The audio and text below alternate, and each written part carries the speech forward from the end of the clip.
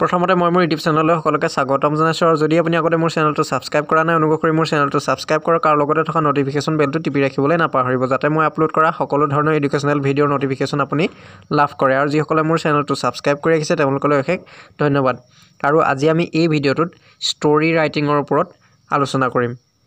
আৰু আমি ষ্টৰী ৰাইটিঙৰ বিষয়ে আলোচনা কৰাৰ আগতে ইয়াৰ লগত জড়িত কেইটামান গুৰুত্বপূৰ্ণ কথা জানি ল'ব লাগিব আৰু পৰীক্ষাত তলত দিয়া ধৰণে ষ্টৰীটো লিখিবৰ কাৰণে কেইটামান আউটলাইনছ দিয়া থাকিব গতিকে এনে ধৰণে থুলমূলকৈ সংক্ষিপ্ত ৰূপত এটা সাধু আমাক দিয়া থাকিব আৰু সেই সাধুটো আমি এটা সম্পূৰ্ণ সাধু বনাব লাগিব আৰু সাধুটো লিখাৰ আগতে তাত থকা আউটলাইনছ কিটা আমি কেইবাবাৰো পঢ়ি চাব লাগিব যাতে আমি সাধুটোৰ যিটো কাহিনী সেই কাহিনীটো আমি বুজি পাওঁ আৰু আমি সাধুটো লিখোঁতে তাত ঘটা ঘটনাসমূহ ক্ৰম অনুসৰি হ'ব লাগিব যেনে আমাক দিয়া আছে a merchant live in a village he was rich but thick witted he had a pet horse lost sent his men did not find he thought if I had been on the horseback I too might have been lost গতিকে ইয়াৰ পৰা আমি থুলমূলকৈ বুজি পালোঁ যে a merchant live in a village merchant মানে হ'ল বণিক ব্যৱসায় কৰা লোকজনক মাৰ্চেণ্ট বুলি কোৱা হয় এজন ব্যৱসায় কৰা লোক এখন গাঁৱত বাস কৰিছিলে হি was rich but thick Wittet তেখেত ধনী আছিলে ৰিচ মানে হ'ল ধনী বাট থিক উইটেড মানে হ'ল বুৰ্বক তেখেত ধনী আছিলে কিন্তু বুৰ্বক ধনী যদিও তেখেত বুৰ্বক আছিলে he had pet horse lost মানে তেখেতৰ এটা পেট হৰ্চ আছিলে পেট মানে হ'ল পোহনীয়া জন্তু মৰমৰ পোহনীয়া জীৱ জন্তুক পেট বুলি কয় তেনেধৰণৰ এটা ঘোঁৰা আছিলে সেই ঘোঁৰাটো তেখেতৰ হেৰাইছিল চেণ্ট হিজ মেন অৰ্থাৎ তেখেতৰ মানুহ পঠিয়াইছিলে সেই ঘোঁৰাটোক বিচাৰি হেৰুৱা ঘোঁৰাটোক বিচাৰি তেখেতে মানুহ পঠিয়াইছিলে বিচাৰিবৰ কাৰণে ডিড নট ফাইণ্ড কিন্তু বিচাৰি পোৱা নাছিলে he thought if I had been on the horseback I too might have been lost আৰু তেখেতে ভাবিছিলে যে ময়ো যদি ঘোঁৰাটোৰ পিঠিত থাকিলোহেঁতেন ময়ো হেৰাই থাকিলোহেঁতেন অৰ্থাৎ ভালেই হ'ল ঘোঁৰাটো হেৰালে ভালেই হ'ল যদি মই ঘোঁৰাটোৰ পিঠিত উঠি থাকিলোহেঁতেন তেতিয়া ময়ো হেৰাই থাকিলোহেঁতেন গতিকে এই কথাখিনিকে আমি সাধু আকাৰে লিখিব লাগে আৰু সাধুটো লিখাৰ আগতে আমি মনৰ ভিতৰতে সাধুটো সাজি ল'ব লাগিব আৰু ষ্টৰীটো লিখোঁতে আমি প্ৰথমতে ষ্টৰীটোৰ এটা নাম দি ল'ব লাগিব গতিকে আমি এই সাধুটোৰ নাম দিব পাৰোঁ এ ফলিছ লেণ্ডলৰ্ড এণ্ড হিজ পেট হৰ্চ অৰ্থাৎ এই সাধুটোৰ নাম হ'ব এজন মূৰ্খ মালিক আৰু তেওঁৰ পোহনীয়া ঘোঁৰাটো once upon a time there live a rich merchant once upon a time অৰ্থাৎ এসময়ত there live a rich merchant in a village অৰ্থাৎ এজন ধনী বণিকে এখন গাঁৱত বাস কৰিছিল এসময়ত এখন গাঁৱত এজন ধনী বণিকে বাস কৰিছিল বা ব্যৱসায়ীয়ে বাস কৰিছিল although he was too rich still he was thick witted although মানে অলদো অৰ্থ হ'ল যদিও তেখেত অতি ধনী আছিলে ষ্টিল মানে তথাপিও হি ৱাজ থিক উইটেড তথাপিও তেখেত মূৰ্খ আছিলে তেওঁ যদিও ধনী আছিলে তথাপিও তেওঁ মূৰ্খ আছিলে পিপুল কুড ইজিলি মেক হিম ফুল আৰু মানুহে তেওঁক সহজতেই মূৰ্খ বনাব পাৰিছিলে ফুল মানে হ'ল মূৰ্খ he had a lovely and faithful horse অৰ্থাৎ তেখেতৰ এটা মৰম লগা আৰু বিশ্বাসী ঘোঁৰা আছিলে but unfortunately one day the horse was lost কিন্তু দুৰ্ভাগ্যবশতভাৱে আনফৰ্চুনেটলি মানে হ'ল দুৰ্ভাগ্যবশতভাৱে এদিনাখন সেই ঘোঁৰাটো হেৰাই গৈছিলে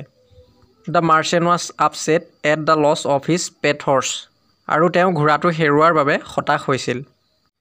হি sent his men to different places in search of the horse he sent his men অৰ্থাৎ তেখেতে তেওঁৰ মানুহ পঠিয়াইছিলে টু ডিফাৰেণ্ট প্লেচেছ বিভিন্ন ঠাইলৈ in search of the horse ঘোঁৰাটোৰ অনুসন্ধানত অৰ্থাৎ ঘোঁৰাটো অনুসন্ধান কৰিবলৈ তেওঁ বিভিন্ন ঠাইলৈ তেওঁৰ মানুহ পঠিয়াইছিল and he order two find out the horse আৰু তেখেতে ঘোঁৰাটো বিচাৰি উলিয়াবৰ কাৰণে আদেশ দিছিল হিজ মেন এণ্ড ছাৰ্ভেণ্টছ ৰিটাৰ্ণ অৰ্থাৎ তেওঁ যিখিনি মানুহ আৰু ছাৰ্ভেণ্টছ পঠিয়াইছিলে ছাৰ্ভেণ্ট মানে হ'ল চাকৰ যিখিনি তেওঁ মানুহ আৰু তেওঁৰ চাকৰ পঠিয়াইছিলে সেই চাকৰখিনি ঘূৰি আহিছিলে ৰিটাৰ্ণ মানে হ'ল ঘূৰি আহিছিল but nobody was able to find out the horse কিন্তু কোনোৱেই সেই ঘোঁৰাটো বিচাৰি উলিয়াবলৈ সক্ষম হোৱা নাছিল the merchant was grieve to get such a reply আৰু যিজন বণিক সেই বণিকজন এনেধৰণৰ এটা উত্তৰ পোৱাত তেওঁ অতি দুখিত হৈছিলে অৰ্থাৎ তেওঁৰ হেৰুৱা ঘোঁৰাটো বিচাৰি উলিয়াবৰ কাৰণে বিভিন্ন ঠাইলৈ তেওঁৰ মানুহ পঠিয়াইছিলে কিন্তু কোনো এজন লোকেই সেই ঘোঁৰাটো উলিয়াবলৈ সক্ষম হোৱা নাছিল আৰু সেই খবৰটো পাই মাৰ্চেণ্টজন বণিকজন অতি দুখিত হৈছিল the last man came back আৰু শেষৰ যিজন মানুহ আছিলে সেই মানুহজনো ঘূৰি আহিছিলে he too brought no good news to the merchant অৰ্থাৎ তেখেতেও মাৰ্চেণ্টজনলৈ কোনো ভাল খবৰ লৈ অনা নাছিলে আৰু সেই যিজন মানুহ সেই মানুহজনে তেওঁৰ গৰাকীক কৈছিলে he said sir I did not find a horse